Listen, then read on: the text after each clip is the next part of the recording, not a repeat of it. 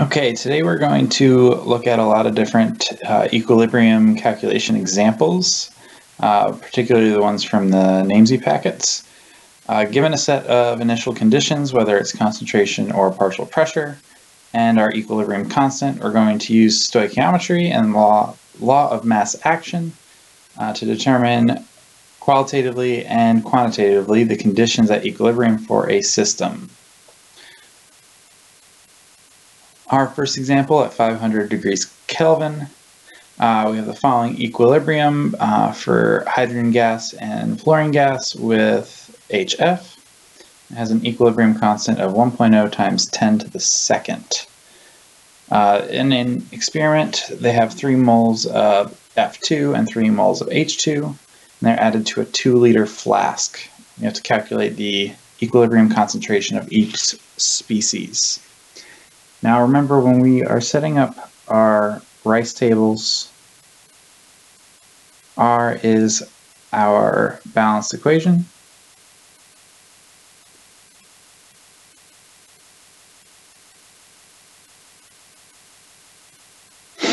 Okay. The initial concentrations, remember that concentrations are in units of moles per liter. So something we have to be careful of here is that they have only given us moles. They give us the volume of our flask. So we actually have to do a little bit of math before we plug those in for our initial conditions. So 3 divided by 2, we actually have a concentration of 1.5 molar for each of these diatomic gases. Okay, and then our initial concentration of HF is 0. If we follow the stoichiometry, we know that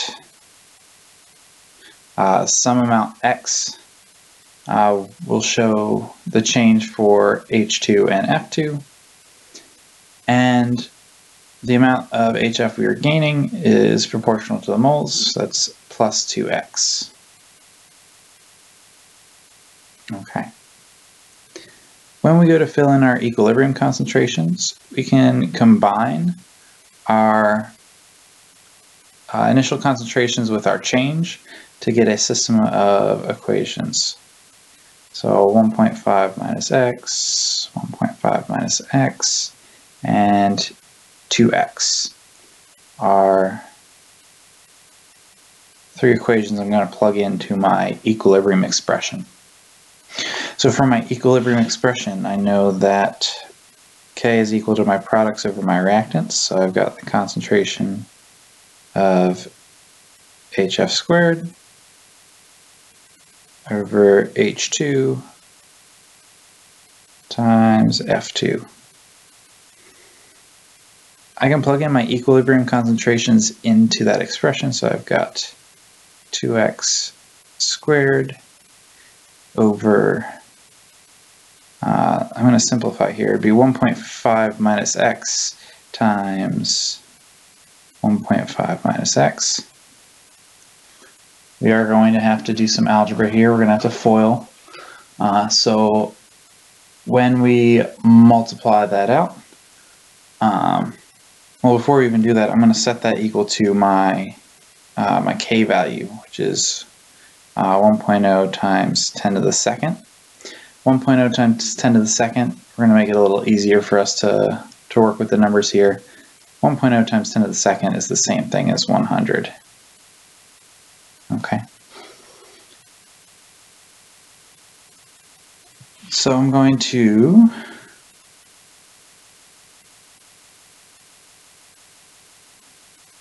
simplify, and I've got on the top 2x squared gives me 4x, and when I simplify the bottom and I FOIL, I end up getting 2.25 minus 3x plus x squared, and that is equal to 100.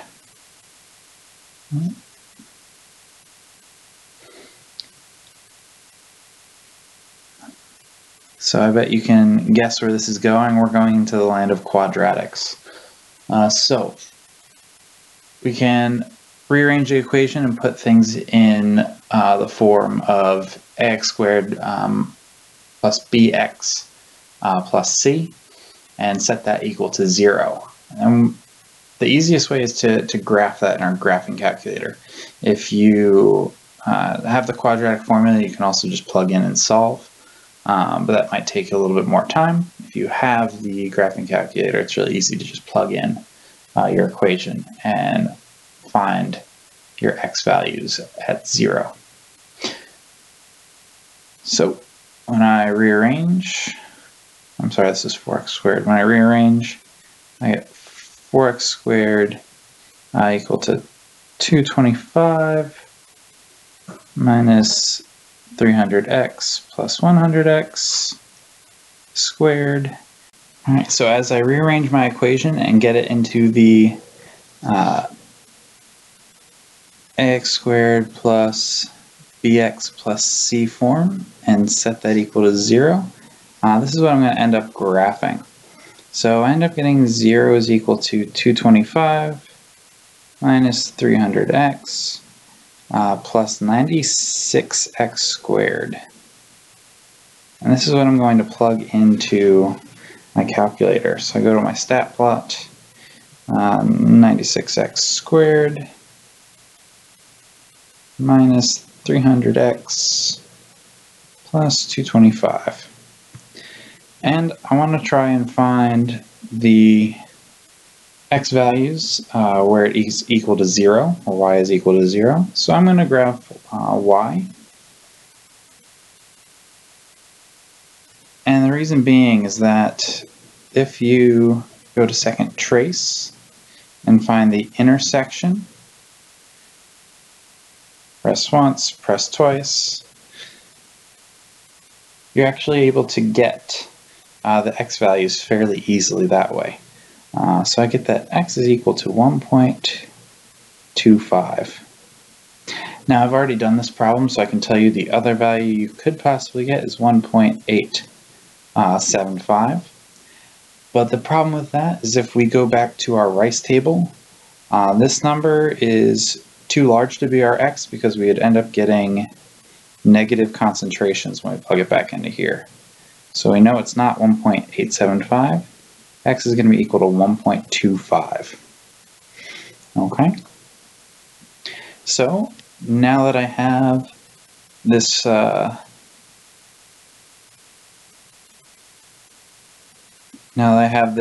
x value, I can plug it back into my equilibrium expression here and get my equilibrium values. All right? So concentration of H2 is equal to concentration of F2, and 1.5 minus 1.25 is 0.25 molar.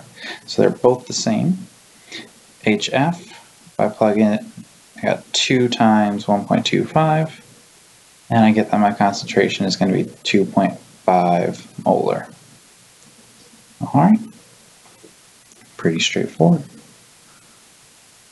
So this is one of the first examples from the NamesView packet. We have N2O4, and it forms NO2 when it is placed in a flask and allowed to reach equilibrium. They give us the Kp value, and they tell us that the equilibrium pressure of N2O4 was found to be 2.71. So they want us to calculate the equilibrium pressure of NO2. So the tricky part with this one is that they haven't given us the initial concentrations, but that's okay. We don't actually need them. If we're looking at our Rice table, what we really just need is the change and the equilibrium expressions for this one. All right, so I know that at equilibrium, I have 2.71 atmospheres, and I'm losing some amount x as it turns into 2NO2. When I go to the product side, I know I'm gaining 2x. So they want me to figure out NO2. So I can plug that in there and combine. I know that my Kp is going to be equal to the pressure of NO2 squared over the pressure of N2O4. So I can plug in. I've got 2x squared over 2.71 atmospheres. And this is going to be equal to 0.133. So if I simplify, I've got 4x squared, 2.71 equal to 0.133. If I multiply 2.71 out on the bottom, I've got 2.71 times 0.133. All right, so 4x squared is equal to 0.36043. Divide by 4, x squared equals 0.0901, and I take my square root.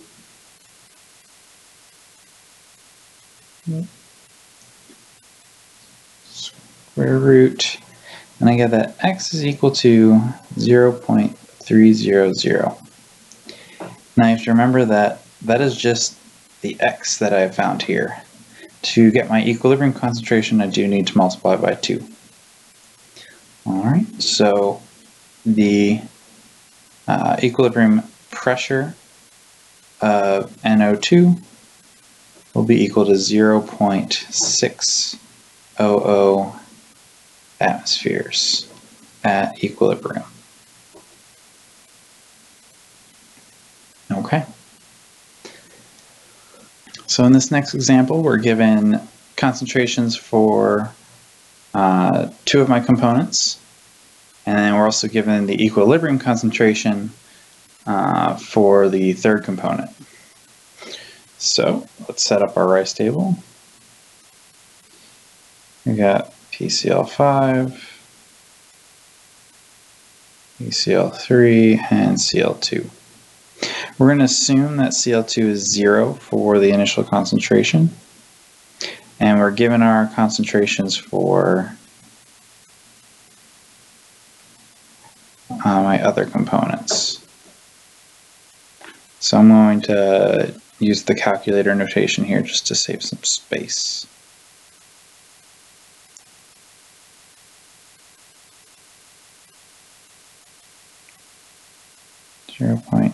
.298. All right, and this is already balanced, so the nice thing is it's minus x, and we've got plus x and plus x.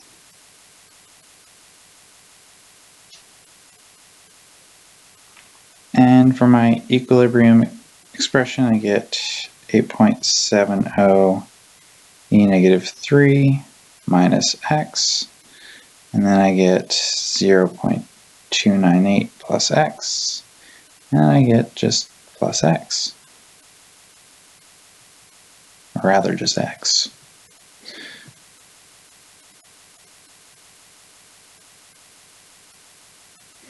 Okay. So I know that at equilibrium, ClO2 is equal to 2 e to the negative third. All right. This is equal to my x. I can actually just plug this back in to my other components here. So I've got 8.7 e to the negative 3 minus 2e negative 3. And I get an equilibrium concentration of 0.067 for PCl5. All right, so PCl5 concentration Alright, I can go through and get for PCl3, concentration of PCl3, 0.298 plus 2e to negative 3, and I get 0.3 molar. And then I can plug those back into my equilibrium expression. So I've got my 3 values here at equilibrium, and I've got 2e to the negative 3 for chlorine times 0.3 molar divided by 0.0067 molar, and I end up getting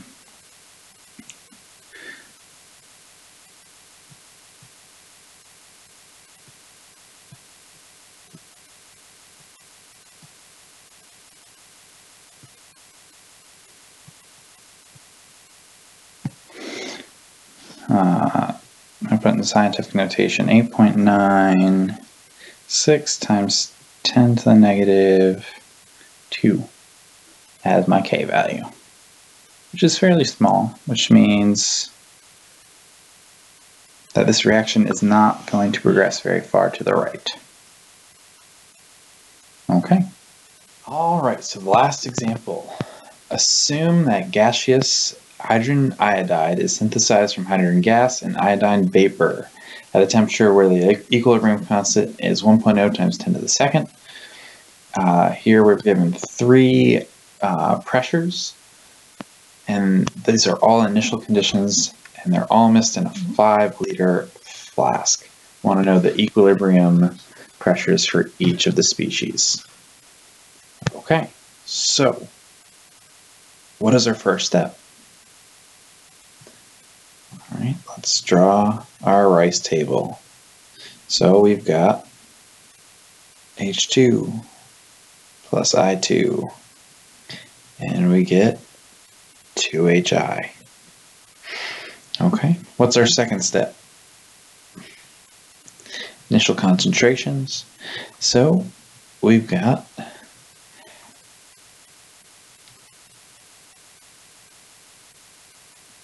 (1.0 e to the negative second). We've got 5.0 e to the negative second. And then we have 5.0. Oops, apologies. I just caught that. That's to the negative third. And then we have 5.0. That's 10 to the negative first. Okay. And we've got to figure out our changing concentrations. So that's all based on my balance equation. For H2 and I2, what is the appropriate change? All right, minus X for each. And then for HI, what is the appropriate change? Plus 2X it is. Okay. So, since I don't have any of my equilibrium concentrations, I would combine my I and my C. I'm going to shorten it. I'm going to remind myself later that I have the appropriate amount of sig figs. I'm going to short it to 1e, negative second, minus x, 5, e to the negative second, or sorry, e to the negative third, minus x, and 5, e to the negative first, plus 2x. Okay, so now I need my equilibrium expression. This is where it's going to get fun, because we've got HI squared over H2 times I2. And this is going to be equal to 1.0 times 10 to the second. Now I'm going to simplify that. 1.0 times 10 to the second That's just 100, right? All right. So I can plug in my equilibrium concentrations here into my expression. So I've got 5.0 e to the negative second times, plus 2x.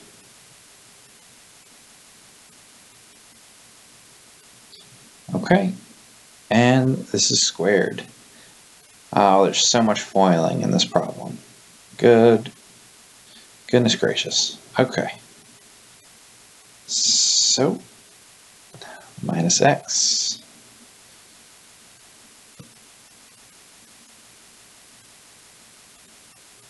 Negative 3 minus x. I just realized I made a typo. This is to the negative 1. I'm sorry. To negative 1. Okay. So we're going to go through and FOIL all of this. All right.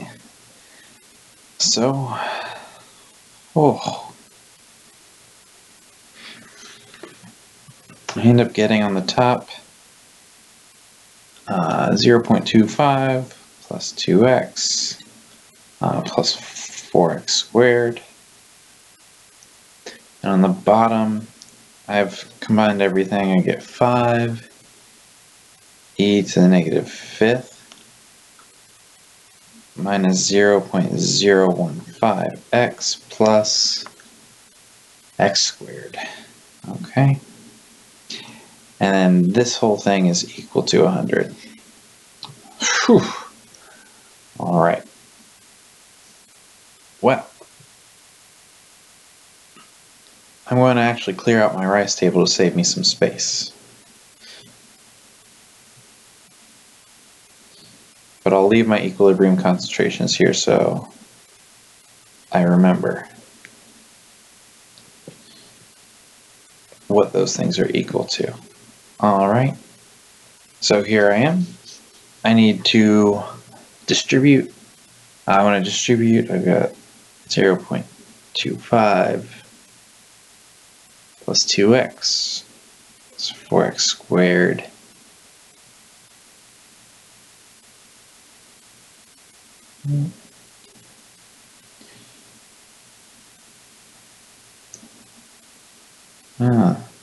My pen is being really funky today. All right, minus 1.5x plus 100x squared. All right. Again, the goal is to get everything on one side. So if I move everything over, I get zeros equal to negative 0.45. Let me double check. 0.005 minus 0.25. Oh, 245, sorry. Can't read my own handwriting. Negative 0.245. And then we have minus 3.5x. And then plus 96x squared. Okay, now that I have my equation in the ax squared plus bx plus c form, I can put that in my y plot. I've got 96x squared, minus 3.5x minus 0.245. Okay, and I set that equal to 0 because I want to find the intersection between the two.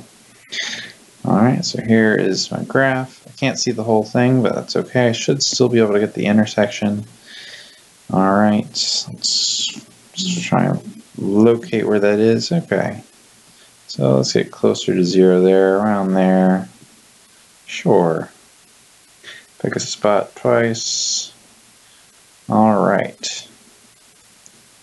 So one of the things it tells me is that x is equal to 0.0719. Well, if I look at my other values, that is way too large. I will be in the negatives.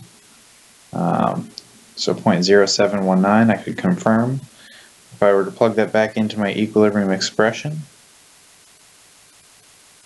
minus 0.0719, I would get a negative value if I were to plug it back into here, and that's not okay.